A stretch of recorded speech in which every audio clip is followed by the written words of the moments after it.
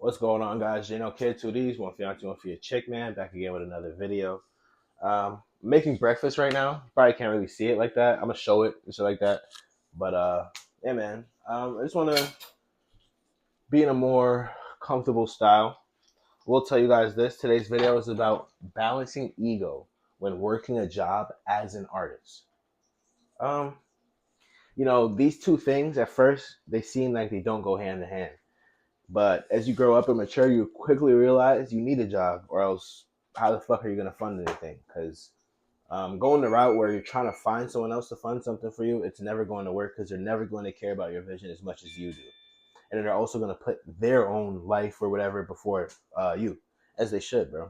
And you also got to think if they're willing to do more than the bare bones, like prioritize you over themselves. Think about the return they're wanting. Think about the return they're gonna want in the future because of all the work that they're putting in now. So I came to that conclusion probably early 2022. But do your homework on.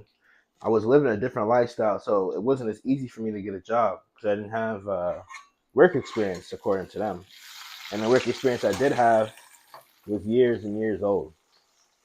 So that whole 2022, I'm just spent popped and panicking, bro.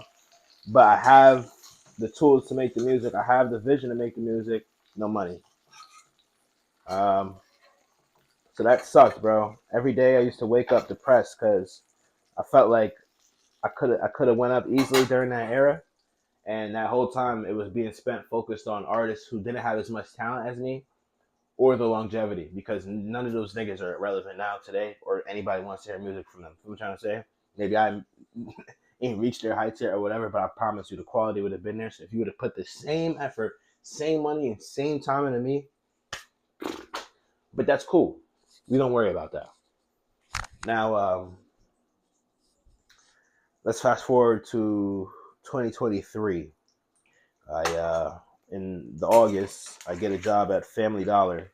So I start working there and I'm stacking my money. Now, me and Gucci started becoming really close at this time, and we just started putting our braids together. And we're like, yo, like we could get a stew. And it wasn't just like us putting it together. Like Harrison had mostly everything. Mostly everything I put on the story. Yo, I got the free stew room. He used to have two rooms. He's like, who want this shit? Like, who gonna pay me the rent?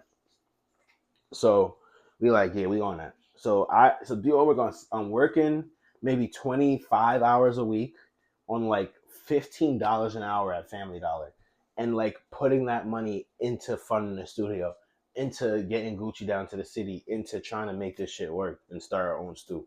Like we was wild.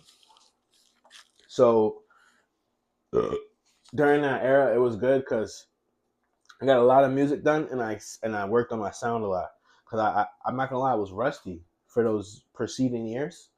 So that was a good era for me. Like it may not have been profitable in terms of the stew and everything, but like I got a lot of music out of it. I dropped a lot of music out of it. It was content, stuff like that, life experience. So can't be too mad. Um, Now I got fired from that job probably in the beginning of 2024. They were basically like just getting rid of all the old team. Like a new manager came in, and then just one by one, like the old team just started getting dropped and replaced by his Spanish only. You feel what I'm trying to say? Can't be mad. Um, so when that happened, I was popped and panicking again. So I had to figure something out. I'm applying to jobs, maybe 10, 20 jobs a day, every single day for literally 11 months. This was the longest time that I was ever unemployed. I was unemployed for 11 months, chat. Actually, no. 10. 9, kind of. I got fired like the first week of January, and I got hired at T-Mobile September 13th, 2024. So you do the math on that. I ain't gonna lie. Starting at the T-Mobile, the one I worked at, like the management stuff, the first one, they used to make us stand all day, clean, do callbacks. Like they basically was just trying to make us work our hardest for that 17 an hour because our store was slow. So they like, I don't know, they felt like they had to slave niggas in order to get their labor's worth. So that's what I was going through, and that was hard. especially when I got a new manager and I felt like she didn't fuck with me, and she would like make me clean the walls and shit like that, bro. Like just trolling. Meanwhile, her cousins is on TikTok chilling. Not salty or whatever. I'm just saying that's obviously not proportionate. Let's use our brain for a second. Anyway, basically, I I think that was God testing me because every day I wanted to quit. Like they started putting me from 3 p.m. to 8:30, so I was only coming in to close, bro.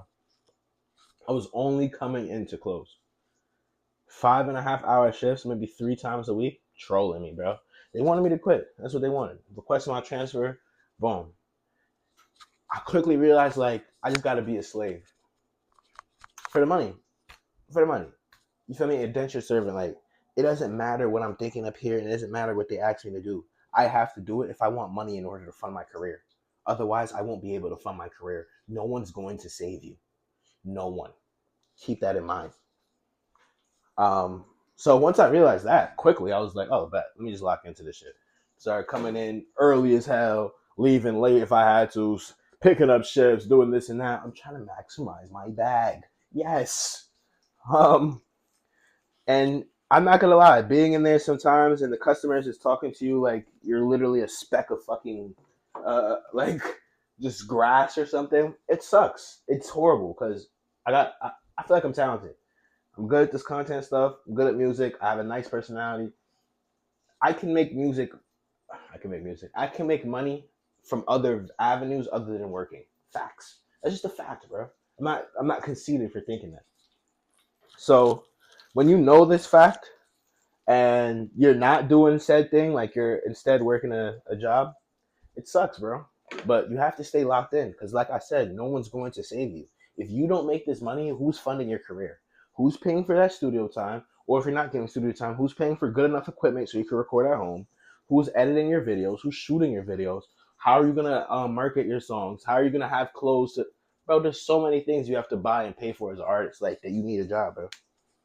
So if you're in a position where maybe you don't want to get a job because you're like, damn, I'm a rapper, bro, I don't gotta do that, or like you've been nervous about going for that interview or whatever, bro, I do it. I do it. You feel me? And I'm telling you right now, it's the only way to do it. No one's gonna save you, bro. Like the only alternative is if like you're rich and you ask your family for like a 20K loan or some shit. 20K loan, 10K loan, that's enough to stretch you for like maybe a year. And hopefully in that time you become profitable enough to where, you don't need another cash investment. That's it, bro. Um, Working as an artist, you have to balance your ego. You have to. You gotta let your managers treat you like shit. You just gotta smile and wave because every 14 days is another chance for you to go up. DistroKid is 45 a year, bro. Hey, just get your DistroKid. You're good, bro. That's all you gotta do.